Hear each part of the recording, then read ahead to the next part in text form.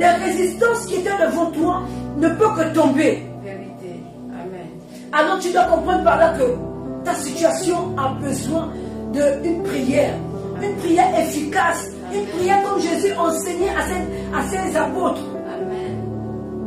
Les apôtres ont pu rester auprès de Jésus juste comme ça. Et se dire que, Jésus, on connaît qu'il prie bien. On sait que quand Jésus prie, quelque chose se passe. Mais nous, on veut aussi bénéficier de cela. Amen. Les apôtres, certainement, ils avaient aussi besoin de changer quelque chose dans leur vie. Vérité. Ils ne se limitaient pas seulement à être avec Jésus, mais ils voulaient aussi être dans Jésus. Amen.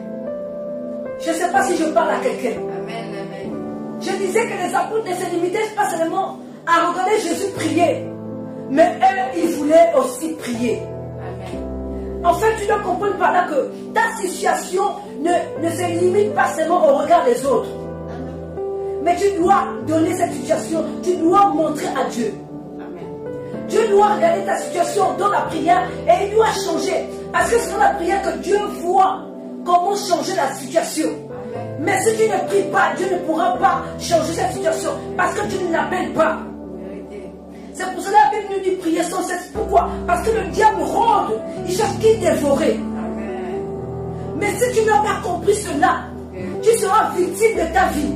Tu seras victime de ton destin.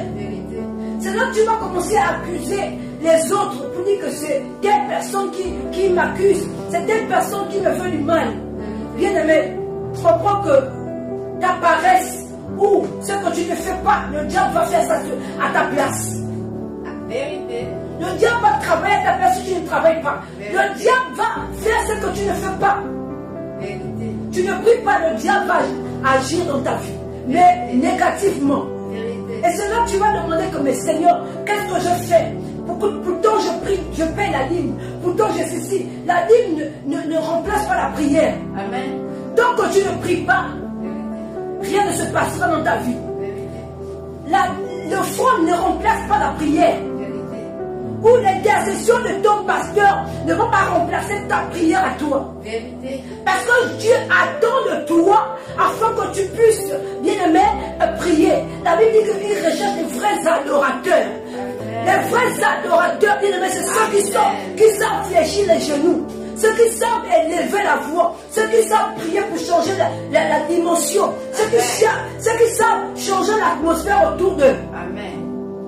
Ton atmosphère est saturée. Amen. Tu dois comprendre par là que moi je dois changer l'atmosphère.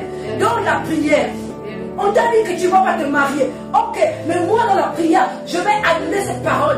Je vais appeler le mariage. Amen. Parce que c'est ce que Dieu a dit de moi. Quand Amen. je dois me marier, qu'est-ce que Dieu dit de toi? Amen.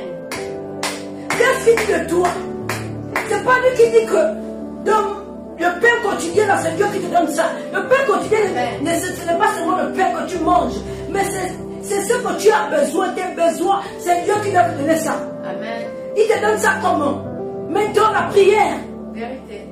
Si tu ne pries pas, tu vas obtenir cela comment? C'est comme ça qu'il y a des gens qui commencent à engager des trucs.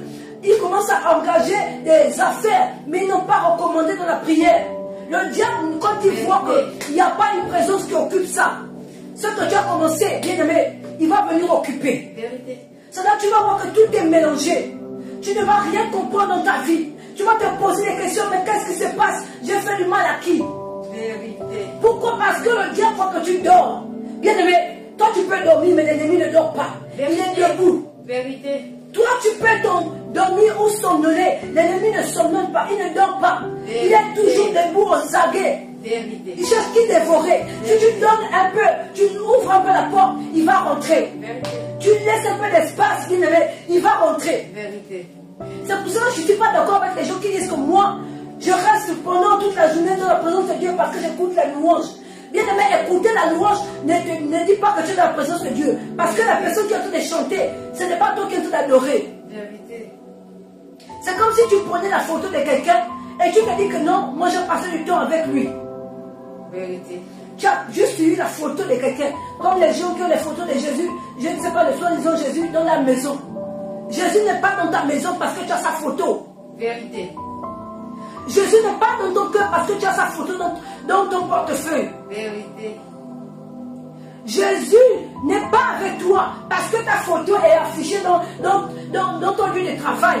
Vérité. Mais Jésus est avec toi parce que tu l'invoques. Amen. Parce que tu l'invoques, tu l'appelles, tu pries. Amen. C'est là où Jésus est. Jésus est où on invoque. Il n'est pas où on affiche des photos. Il n'est pas là où on est en train de mettre des posters pour montrer qu'il est avec nous. C'est comme si tu prenais un verset biblique, tu écris ça sur ton mur. Ça ne veut pas dire que Jésus est dans ta maison. Ou tu prends ta Bible, tu mets sur le chevet de ton lit. Ça ne veut pas dire que Jésus est dans ta maison. La Bible que tu exposes dans ta maison ne veut pas dire qu'il y a Dieu dans ta maison.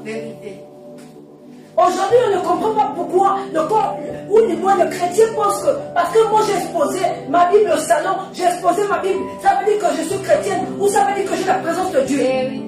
Ta Bible que tu exposes ne veut pas dire que tu as la présence de Dieu ou que tu pries. Amen. Que tu es un prieur. Non. C'est la relation, c'est le temps que tu prends dans la prière qui fait en sorte que tu as une relation avec Dieu. Amen. Parce que sinon tout le monde, ça devait être facile. Le diable n'avait pas rentré dans la maison de tout le monde qui affichait la Bible ou les photos de Jésus que je vois là. En fait, on doit comprendre ça. Que en fait, on ne doit pas se mentir.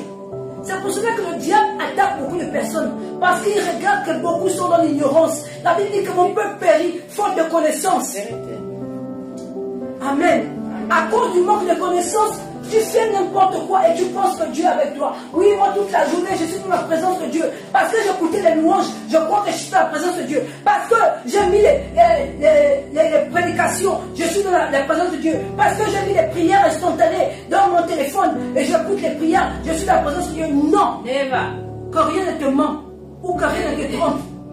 Tu n'es pas dans la présence de Dieu. La personne que tu es en train d'écouter là, c'est lui qui est dans la présence de Dieu parce que lui l'a prié. Mais toi, tu n'es pas en train de prier. Tu es juste en train d'écouter un homme qui est en train de prier, en fait. Mais toi-même, tu ne pries pas. Alors, tu dois comprendre par là que, bien aimé, tu as besoin de prier.